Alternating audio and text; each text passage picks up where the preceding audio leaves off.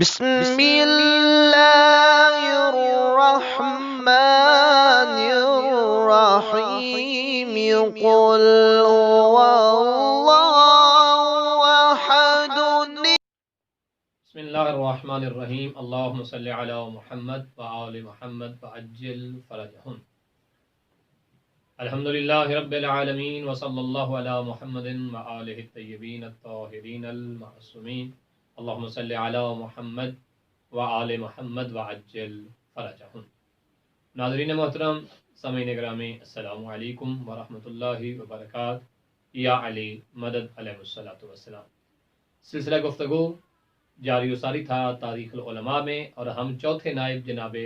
علی بن محمد summary کی حیات میں گفتگو کر رہے تھے، اور آج ان کی حیات پہ ہماری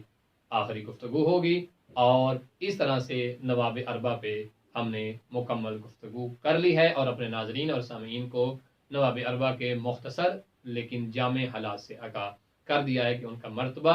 علماء اور تشیع میں، بالخصوص بارگاہ معصومین میں، بارگاہ امام زمانہ میں کیا تھا. جناب علی بن محمد سمری چوتھے نائب ہیں، جن کے متعلق پہلے ہم بات کر چکے ہیں. آج اس گفتگو میں اپنے ناظرین اور سامعین کو بتائیں گے کہ ان کا مرتبہ کیا تھا. کیا مرتبے کے اعتبار سے پہلے نائب جناب عثمان ابن سعید العمری، دوسرے نائب محمد ابن عثمان ابن سعید العمری، اور تیسرے نائب جناب حسین ابن روح النوختی، اور چوتھے نائب جناب علی ابن محمد سمری، کیا مرتبے کے اعتبار سے ان میں کوئی فرق تھا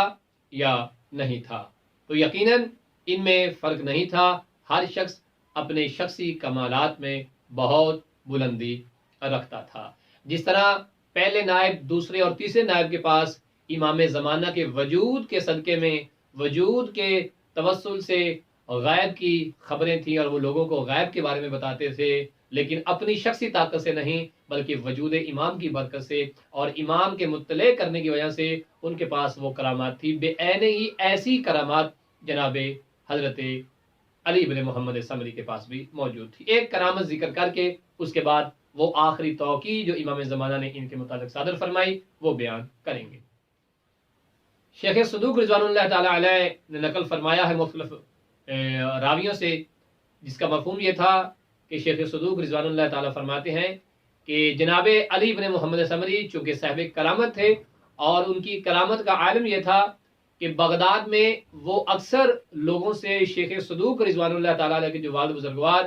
جناب علی بن بابویہ کمی تھے ان کے متعلق سوالات پوچھتے تھے اور ان کی صحت کے بارے میں دریافت کرتے تھے. اور ایک دن جب انہوں نے کچھ لوگوں سے پوچھا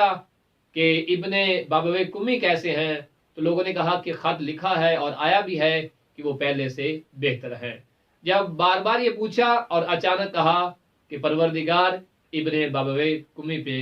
رحمت نازل فرمائے اور ان کے وجہ سے تمہیں اجر عظیم سے نوازے. لوگ کہتے ہیں کہ ہم نے اس تاریخ اور دن کو لکھ لیا 17 یا 18 روز کے بعد وہ خبر آئی کم سے بغداد میں، اور پتہ چلا کہ جس دن جناب علی بن محمد سمری نے کہا تھا کہ ابن بابویہ کمی پہ پروردگار رحمت نازل کرے اور ہمیں ان کے وجود کی وجہ سے اجر عظیم ملے، بے عین ہی وہی وہ وقت تھا کہ جس میں وہ دنیا سے اور رخصت ہو گئے تھے. تو ناظرین محترم، اس میں دو بڑی اہم باتیں ہیں. پہلی بات یہ کہ جناب علی بن محمد سمری جو غیب کے متعلق بات کر رہے ہیں لوگ نہیں جانتے، وہ عام شیعہ جو موجود ہیں، اگرچہ بعض علماء بھی موجود ہیں، وہ اس بات سے آگاہ نہیں تھے کہ جس بات سے جناب علی بن محمد سمری آگاہ تھے، اور وہ تھی شیخ صدوق رضوان اللہ تعالی علیہ کے والد بزرگوار کی موت کی خبر. اور دوسری چیز وہ یہ تھی کہ ان کا جناب شیخ صدوق رضوان اللہ تعالی علیہ کے باپ کی موت کی اطلاع دینا، خبر دینا، اور ان کی موت کی وجہ سے یہ کہنا کہ پروردگار مومنین کو اس مصیبت پہ اجر دے، اس بات کی دلیل ہے کہ شیخ صدوق رضوان اللہ تعالی علیہ کے والد بزرگوار جو تھے، جو آپ کے باپ تھے، وہ کوئی عام شخصیت نہیں تھے. فقہاء اور علماء میں تو ان کا شمار تھا ہی تھا،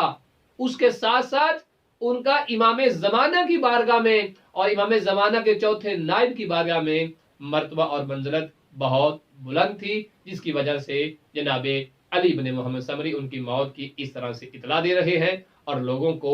وہ مانوی علم اور طاقت سمجھانا چاہ رہے ہیں کہ جو امام زمانہ کے وجود کی بدولت آپ کے پاس موجود تھا۔ آئیے وہ آخری توقیع جو آپ کے نام صادر ہوئی وہ پڑھتے ہیں کہ جس میں امام زمانہ علیہ السلام نے جناب علی بن محمد سمری کو کیا ارشاد فرمایا۔ اس توقیع کے چند احوال ہیں، چند صورتیں ہیں، عبارات ہیں چند، لیکن اگر ہم ان 3-4 عبارات کو جمع کرتے ہیں تو اس کا نتیجہ وہی نکلتا ہے جو توقیع اول میں ہے، جس میں 3-4 نقطے یہ ہیں۔ مثلا امام کا یہ کہنا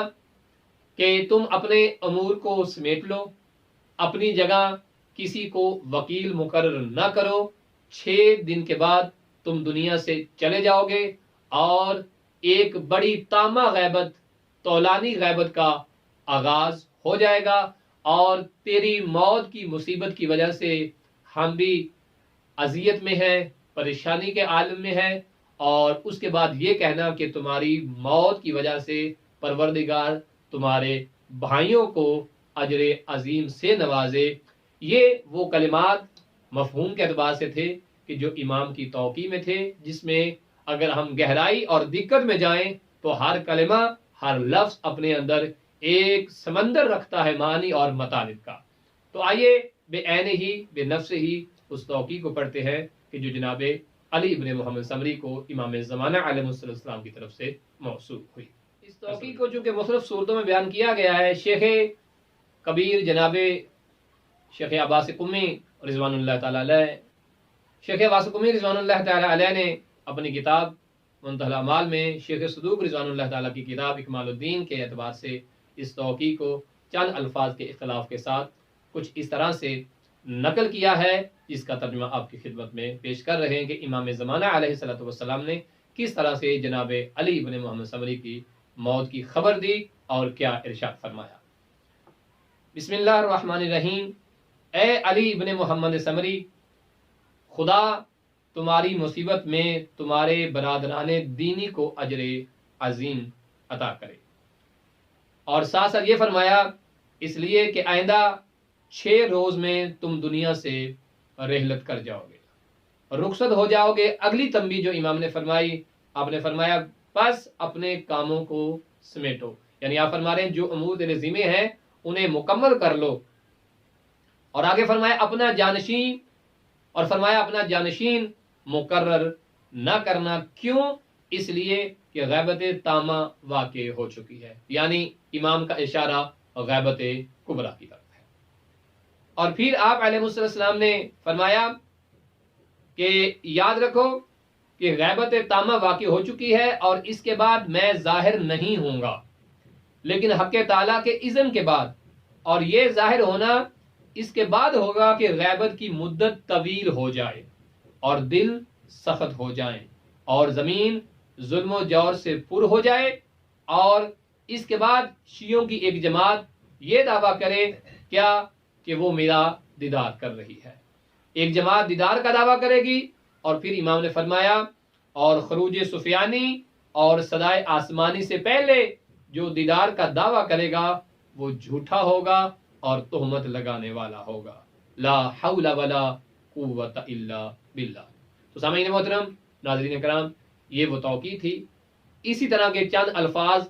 کم زیادہ کے ساتھ بھی 3-4 طرح کی توقیع یہی موجود ہے، لیکن مفہوم تقریباً سب کا ایک ہے سوائے لفظی عبارت کے اختلاف کے ساتھ۔